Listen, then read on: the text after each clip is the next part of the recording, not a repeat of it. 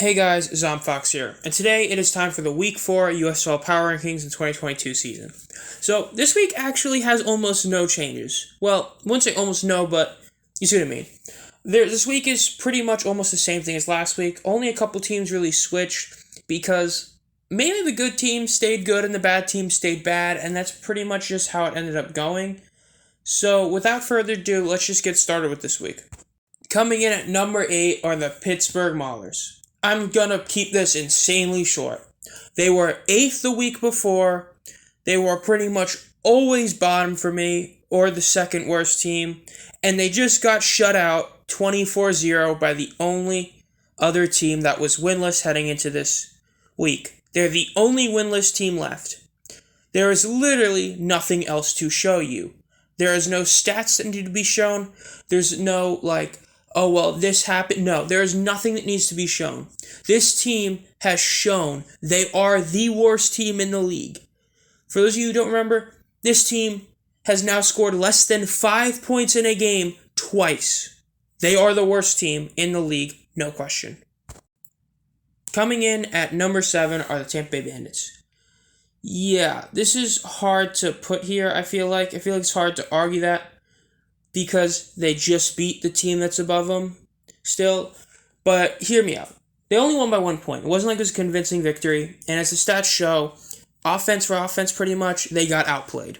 It was a close game that just key mistakes by the gamblers ended up costing them. Now, I know they lead the league in punt average. I know that Brandon Wright has the best punt average, which is essentially exactly how far it goes. So that also includes when the guys get tackled at almost 44 yards, which is really solid. But there's one major reason why it's a good reason to put them this low. And that's because in terms of turnovers, they are -6 in turnover differential. As you can see, that is 4 less than the 6/7 placed Generals and Stars. They are giving up the ball more than any other team still, so they kind of have to be here. It just feels like that. You still have a terrible turnover margin. You only won a game by 1 point. I mean, I feel like you kind of have to stay here. I get that Brandon Wright's doing really solid, but overall this team's been a lot of a letdown, and I think they just definitely deserve to stay at 7. But if they win next week against one of the best teams in the league, then we'll talk about moving them up. Coming in at number 6 are the Houston Gamblers. Yes, they've fallen down a bit because of the fact that they're lost, but they're still this high because of these factors. They lead the league in punt return average, which is one of those analytical stats that's a big deal.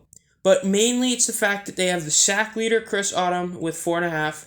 The tackle leader, Donald Payne, with 41.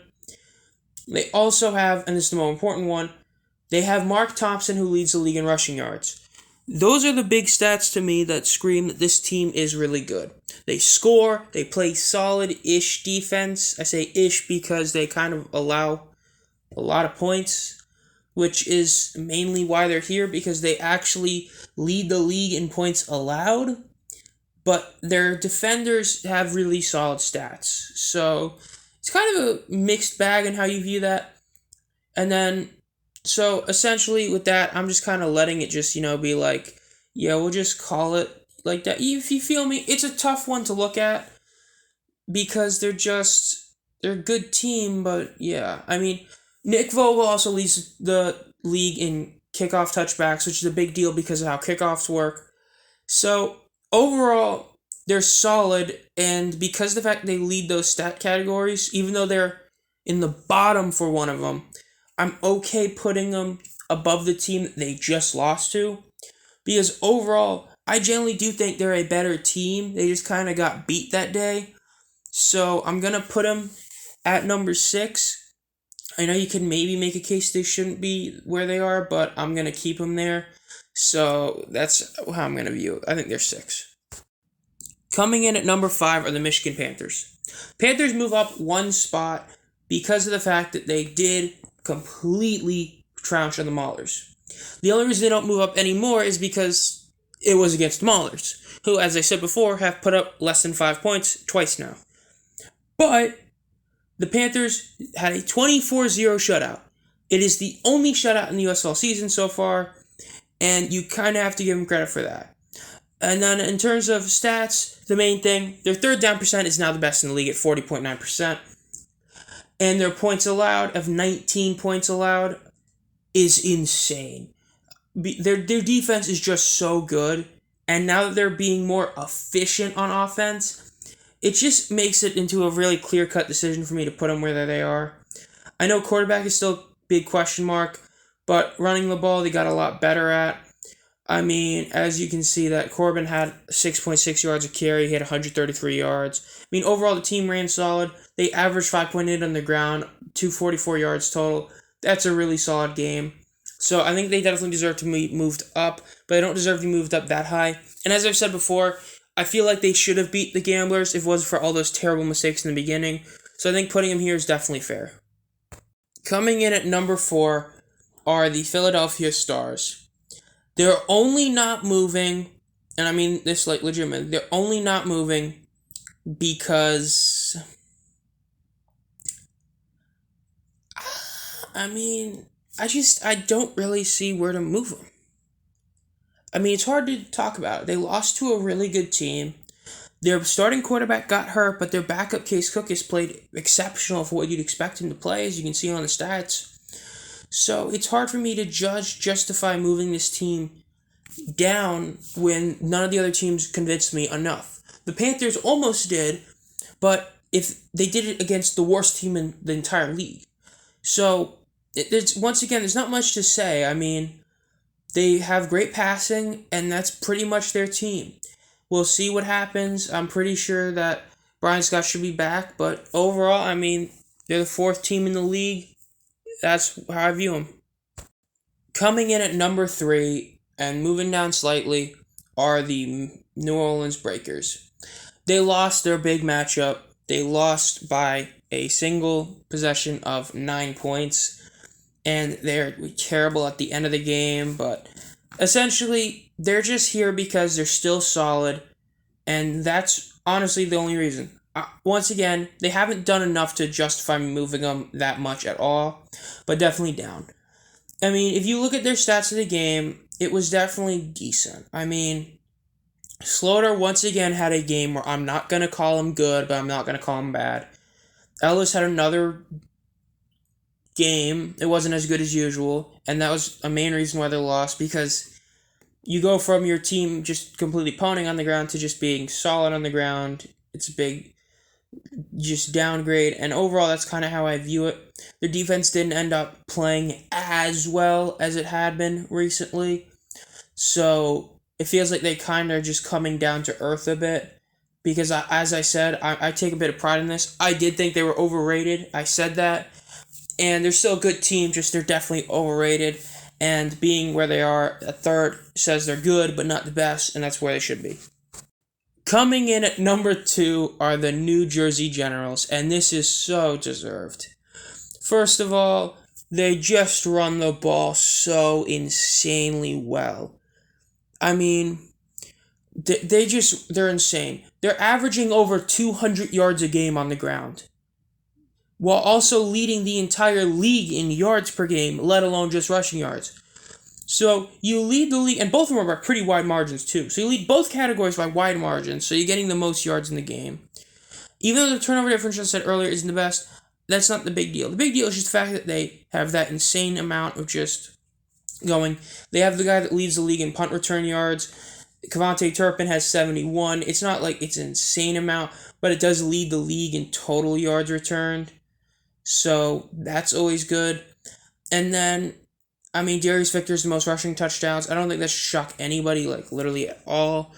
And then, in terms of rushing yards, DeAndre Johnson is 3rd. Their quarterback, DeAndre Johnson.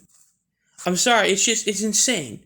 He's 3rd. He's their quarterback, and he's one of their quarterbacks, and he's 3rd. That screams awesome player. And then Trey Williams, one of their running backs, is 4th in the league. 6th is Darius Victor. You heard that right. They have 3 separate players in the top 6 in the entire league rushing through 3 weeks. And it doesn't look like they're going to stop. It really doesn't. That's insane. I mean, it really is incredible.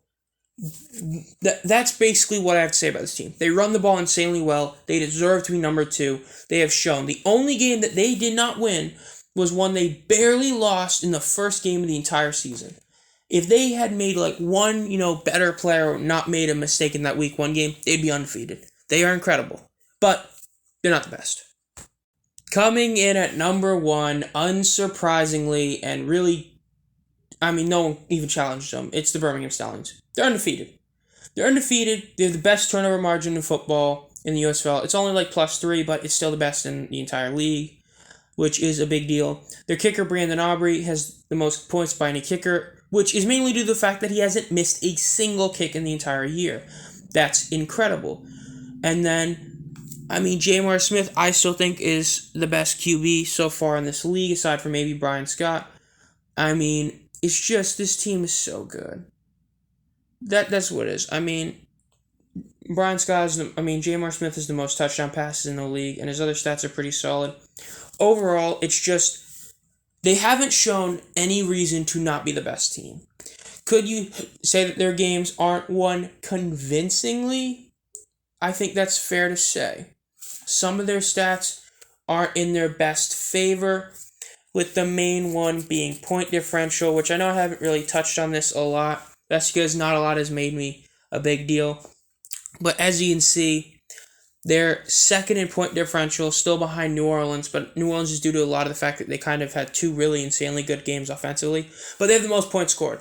They have 12 more than anyone else, and even though it's not really fair to compare them, they have an obscene amount more than the 8th place team. They have 57 more points than the Maulers. It's just hilarious. They are in their own league, pretty much, and the fact that their offense just keeps on scoring. They haven't had a single off night. Now, yes, Houston is pretty comparable to that-ish, even though week 1 they were a bit questionable. They only put 17 points, and a lot of it was due to defense. But the Stallions have had genuinely decent nights at worst every single time.